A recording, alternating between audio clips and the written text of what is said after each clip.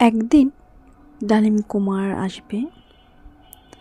রাজপুত্র ডালিম কুমার অচিনপুরের রাজকুমারীকে সাথে নিয়ে দেশ বিদেশ নানা প্রান্তে ঘুরে বেড়াবে। অচেনাকে চিনবে, অজানাকে জানবে, তাদের মধ্যে খুনসুটি হবে। এসব কাহিনী শুধু রূপকথার গল্পতেই মানায়, কিন্তু বাস্তব জীবন ঠিক এতটাও সহজ না।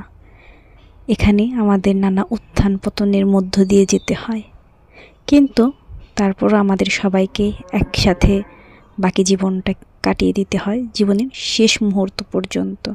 যেখানে নিঃশ্বাসেরই বিশ্বাস নেই, সেখানে আমরা না পাওয়াকে পাওয়ার তীব্র প্রত্যাশা নিয়ে বেঁচে থাকি।